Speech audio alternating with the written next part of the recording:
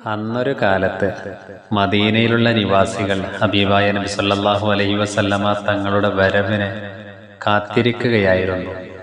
റബീഉൽ അവ്വൽ 1-നാണ് മക്കയിൽ നിന്ന് നബി സല്ലല്ലാഹു അലൈഹി വസല്ലമ തങ്ങൾ പുറപ്പെട്ടത്.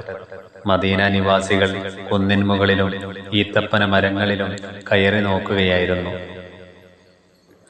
ഉച്ച കഴിഞ്ഞ് നിരാശരായി മടങ്ങും. അവരുടെ ആവേശത്തെ അതൊന്നും തളർത്തിയില്ല. അങ്ങനെ ഇരിക്കുമ്പോഴാണ് അതാ ഒരു കൂട്ടം വെള്ള വസ്ത്രധാരികൾ അങ്ങകലയിൽ നിന്ന് കടന്നു വരികയായിരുന്നു. അന്ന് തിങ്കളാഴ്ചയായിരുന്നു. മദീനയിലുള്ളതായ നിവാസികൾ ഏറ്റവും കൂടുതൽ സന്തോഷിച്ച ദിവസം. നബി സല്ലല്ലാഹു അലൈഹി വസല്ലമ തങ്ങൾ അബൂബക്കർ സിദ്ദീഖ് റളിയല്ലാഹു അൻഹു കൂട്ടുകാരും ഖുബായിലെത്തി. മസ്ജിദുൽ ഖുബായിലേക്ക് 4 ദിവസം അവിടെ താമസിക്കുകയാണ്. മസ്ജിദ് ഖുബാ നിർമ്മിച്ചു.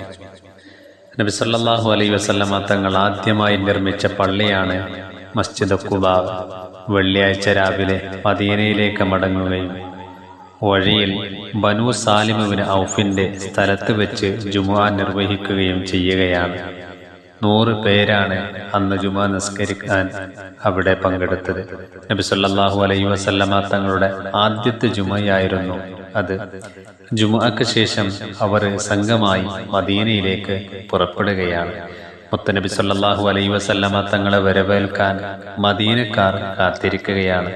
അവർ ദഫ്മുട്ടി നബി സല്ലല്ലാഹു അലൈഹി വസല്ലമ തങ്ങളെ സ്വീകരിച്ചത് ഇങ്ങനെയാണ്: ത്വലഅൽ ബദ്റു അലൈനാ മിൻ സനിയാത്തിൽ വദാഇ വജബ ശുക്റു അലൈനാ മദഅ ലില്ലാഹി ദാഇ അയ്യുഹൽ മബ്ഊസു ഫീനാ ജിഇത ബിൽ അംറിൽ മുതാഇ ജിഇത ശറഫ്തൽ മദീന മർഹബൻ യാ ഖൈറ ദാഇ.